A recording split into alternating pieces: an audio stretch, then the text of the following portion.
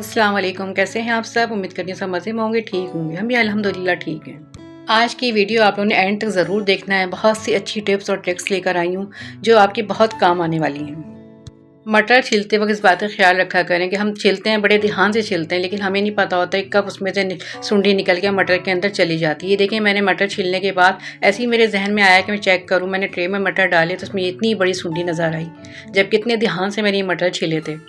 तो ये बात मैंने आप लोगों के साथ शेयर इसलिए कर रही हूँ कि मेरी बहनें ताकि कितनी ध्यान से छीलें, लेकिन कहीं बच्चे या कोई काम आ जाता है ऐसा कि हमारा ध्यान हट जाता है। तो मटर छीलने के बाद आप लोगों ने मटर को चेक ज़रूर करना है किसी बड़े बर्तन में डाल के।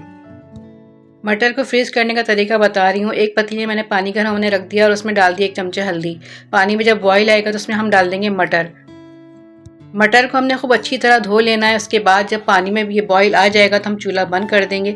फिर वो धुले हुए मटर हम इसमें ऐड कर देंगे और 1-2 मिनट के लिए छोड़ देंगे। उसके बाद फिर हम छन्ने में डाल के पानी निकाल देंगे और मटर को हम बिल्कुल सुखा लेंगे, खुश्क कर लेंगे। इस तरीके से आप मटर को सेव करेंगी तो मटर का ना तो जायका चेंज होगा, ना ही उसका कलर चेंज होगा और ना ही इसमें कोई स्मेल आएगी। अक्सर ये होता है, हम जब मटर छील के फ्रीज़ करते हैं और जब उसको पकाने के लिए निकालते हैं तो मटर में एक अजीब सी स्मेल आ जाती है फ्रीज़ हुए मटर को, और वो पकाने के बाद अजीब से ब्लैक ब्लैक हो जाते हैं। अगर इस तरीके से आप मटर को सेव करेंगी हल्दी के पानी में बॉईल करके, तो आपके मटर का कभी ना कलर चेंज होगा, ना ही जायका चेंज होगा और ना ही उसके अंदर स्मेल आएगी। जब भी आप इसको पकाने के लिए निकालेंगे बिल्कुल ऐसे लगेंगे जैसे फ्रेश मटर आप पका रही हैं। फ्रीज़ करते वक्त ये इस बात का ख्याल रखिएगा कि मटर बिल्कुल आपके ड्राई हो चुके हों, उसमें बिल्कुल भी नमी ना हो। बिल्कुल ड्राई हो जाएँ तो फिर उनको आप पैकेट बना के अपने हिसाब से फ्रीज़ कर सकती हैं। ये देखिए बिल्कुल ड्राई हो गए हैं, तो अब मैं इनको अपने हिसाब से जितने मेरे इस्तेमाल में होते हैं इसका एक-एक पैकेट बना के मैं फ्रीज़ कर लूँगी।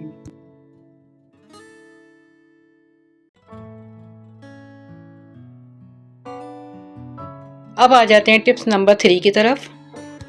कड़ी पत्ता भी हम सुखा के जब फ्रीज़ करते हैं तो उसमें एक नमी सी आ जाती है और अक्सर ये होता है कि इसका कलर भी चेंज हो जाता है और ज़्यादा टाइम के लिए रखें तो उसमें फंगस आ जाती है। बेशक हम फ्रिज में ही रखते हैं, बाहर तो ये जल्दी ख़राब हो जाता है, कितनी इसको ड्राई ड्राई करके रखें हम, बाहर ख़राब हो जाता है। लेकिन फ्रिज में भी रखते हैं तो उसका कलर चेंज हो जाता है और उसमें नमी आ जाती है, बाज़ दफ़ा फंगस भी लग जाती है।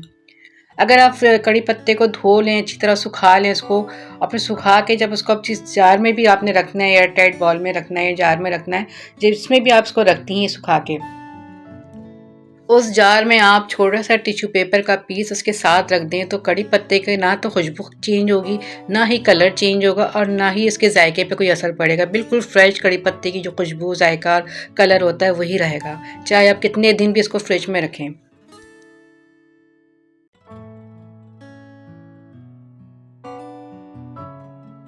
अब आ जाते हैं टिप्स नंबर 4 की तरफ।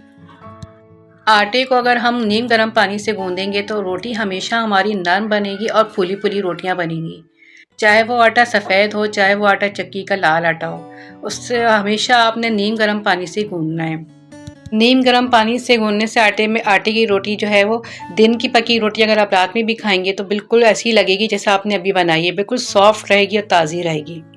तो जब भी आटा गूंदें आप नीम गर्म पानी से गूंदें, चाहे सर्दियाँ हो चाहे गर्मी। अब आ जाते हैं हम टिप नंबर 5 की तरफ। कुकिंग करते वक्त हमेशा इस बात का ख्याल रखना चाहिए कि जो भी चमचा हम यूज़ कर रहे हैं कुकिंग करते वक्त उसकी डंडी लंबी होनी चाहिए। हीट लगने से हमारे हाथ सख्त हो जाते हैं, हमारी हाथों की स्किन ब्लैक हो जाती है और ख़राब हो जाते हैं हाथ। तो हमेशा लंबी डंडी वाली चमची यूज़ करें आप कुकिंग करते वक्त, तो आपके हाथ कभी ख़राब नहीं होंगे। ये टिप्स स्पेशली उन छोटी बच्चियों के लिए जो कुकिंग करते वक्त डरती हैं कि हाथ ना जल जाए, तो इस तरह के स्पून के साथ वो हैप्पी होकर कुकिंग कर सकेंगी। अब आ जाते हैं हम टिप नंबर 6 की तरफ।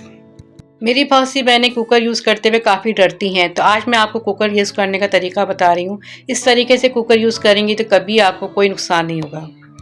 कुकर में जब आप किसी भी तरह के चने या दालें पकाएं तो इस बात का ख्याल रखें कि जब तक उसमें 2-3 बॉयल ऊपर ना आ जाए, जब तक कुकर का ढकना आपने बिल्कुल नहीं लगाना है।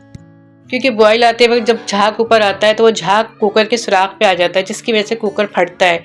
तो जब 2-3 बॉयल ऊपर आ जाएंगे और उसके ऊपर जो झाग आएगा दाल के ऊपर या चनों के ऊपर, वो झाग उतार के आपने फेंक देना है। उसके बाद फिर आपने कुकर का ढकना लगाना है, तो कभी भी आपका कुकर फटेगा नहीं, कभी कोई नुकसान नहीं होगा।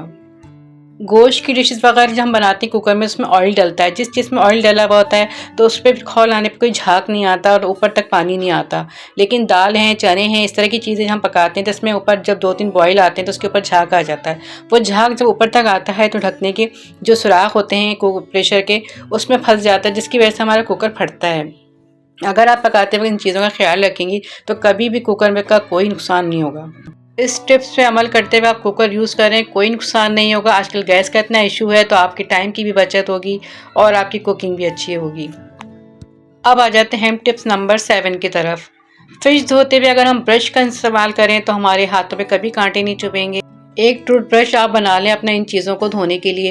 ये टूथब्रश मैंने बनाया हुआ है, इसकी मदद से मैं जब फ़िश धोती हूँ तो ना तो मेरे हाथ ज़ख्मी होते हैं, क्योंकि कितनी ही एहतियात से हम फ़िश धोएं हमारे हाथों में कांटे ज़रूर चुभते हैं और काफ़ी टाइम लग जाता है। तो ब्रश की मदद से ये कि इसके ऊपर जो भी छिलके और गंद लगी होती है वो जल्दी हट जाती है और टाइम भी हमारा कम लगता है। फ़िश जल्दी साफ़ हो जाती है और आराम से धुल जाती है। फिश ज़्यादातर हम सर्दियों में ही खाते हैं और पानी इतना ठंडा आ रहा होता है नलकों में, और हमें ग्लव्स पहनने की आदत नहीं। मुझे भी ग्लव्स पहनने की आदत नहीं है और मेरी बहुत सी बहनें ऐसी हैं जिन्हें वाकई उलझन होती है ग्लव्स पहन के काम करने में, और मुझे भी बहुत उलझन होती है। तो मैंने इस तरह का टूथब्रश बनाया हुआ है तो उससे मैं धोती हूँ तो मुझे आसानी रहती है, हाथों पर भी कांटे नहीं लगते हैं और जल्दी से मेरा काम हो जाता है। तो आप लोग भी चिकन है, फ़िश है, इस तरह की चीज़ें धोने के लिए इस तरह का ब्रश बना के रख लें तो आप लोगों के लिए भी काफ़ी आसानी हो जाएगी और टाइम भी बचेगा। ठंडे पानी की वजह से हमारे हाथ सुन हो जाते हैं और हमें फ़ील नहीं होता और हम फिश धो रहे होते हैं और कितने कांटे हमारे हाथ पे लग जाते हैं। जब हाथ सही होते हैं तो फिर हमें पता लगता है कि कितना हमारा हाथ डैमेज हो गया है। तो मैंने इस तरह का ब्रश बनाया हुआ है, आप लोग भी इस तरह का ब्रश बना लें। इस तरह की चीज़ें धोने, चिकन है, फ़िश है, तो काफ़ी आसानी हो जाती है और टाइम की भी बचत हो जाती है। तो मैं तो इस तरह करती हूँ, तो मैंने ये टिप्स आप लोगों के साथ शेयर की है। उम्मीद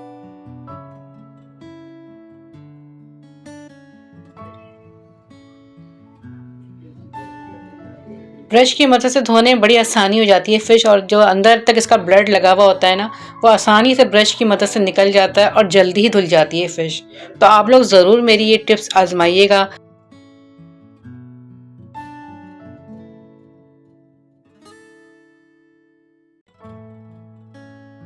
अब आ जाते हैं हम टिप्स नंबर 8 की तरफ।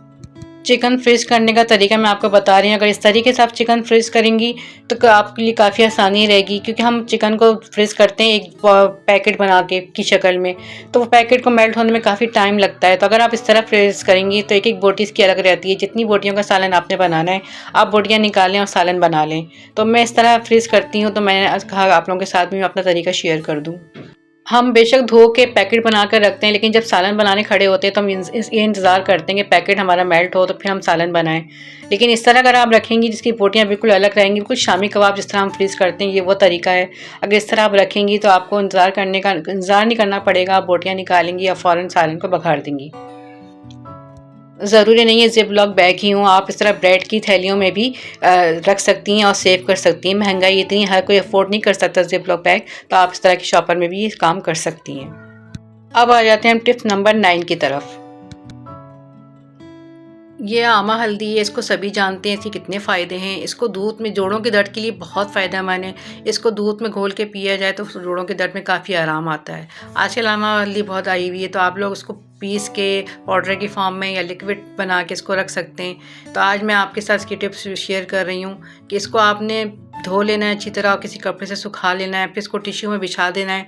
जब ये बिल्कुल ड्राई हो जाए तो फिर इसको छिलका उतार लें। इसको छिलका ज़रा मुश्किल से उतरता है, अगर गीली होगी तो बहुत मुश्किल से छिलेगी। तो इसको अच्छी तरह ड्राई करके फिर इसका छिलका उतार लें आप, और फिर इसको स्लाइस की शक्ल में काट के इसको थाली में बिछा दें, ट्रे में बिछा दें और उसको सूखने दें। धूप अगर आती है तो धूप में सुखा लें, नहीं तो उसको 2-3 दिन ऐसे छोड़ दें।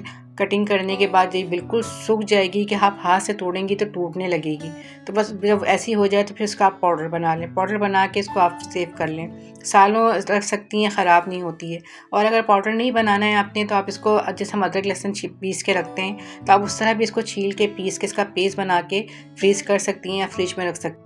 इस हल्दी का पीने का तरीका मैं आपको बता रही हूँ कि 1/2 टीस्पून आप देसी घी लें और उसको हल्का सा गर्म करके इसमें 1 टीस्पून हल्दी डाल दें, उसको थोड़ा सा भूनें और फिर उसके बाद उसमें आप 1 गिलास दूध डाल दें, और जब एक जोश आ जाए तो चूल्हा बंद कर दें। फिर वो दूध नीम गर्म आपने पीना है। तो इस तरह पीने से आपके जोड़ों के दर्द में काफ़ी आराम आएगा। और अगर सर्दी लग गई है, सीने में जकड़न रहती है, ठंड रहती है, तो आप उसके लिए भी इस तरह पी सकती हैं। बहुत फ़ायदा करती है ये। और रूटीन की कुकिंग में आप ये हल्दी इस्तेमाल कर सकती हैं, बहुत फ़ायदा करती है। हम तो बाज़ार की हल्दी ला के इस्तेमाल करते हैं, उसमें कितनी मिलावट होती है हमें नहीं मालूम, लेकिन इस तरह की हल्दी आप ला के सेव कर लें तो कितनी आपकी सेहत के लिए फ़ायदेमंद है ये। इस तरह आप पूरे साल के लिए हल्दी सेव कर सकते हैं। आज की मेरी सारी टिप्स आप लोगों को पसंद आए तो मेरी वीडियो को लाइक कीजिएगा, शेयर कीजिएगा और न्यू देखने वाले सब्सक्राइब ज़रूर कर दिया करें। वीडियो को एंड तक देखा करें, बहुत मेहनत से बनती है, चाहे छोटी वीडियो चाहे बड़ी वीडियो या किसी भी टॉपिक पे वीडियो, बहुत मेहनत लगती है वीडियो बनने में। तो आप लोग मेरी वीडियो को एंड तक ज़रूर देखा करें और अपने कमेंट्स में आके ज़रूर मुझे बताइएगा आज की वीडियो आप लोगों को कैसी लगी। अब दे मुझे इजाज़त, अपनी दुआओं में मुझे मेरी फैमिली को याद रखिएगा, अपना भी बहुत ज़्यादा ख्याल रखिएगा। अल्लाह हाफिज़।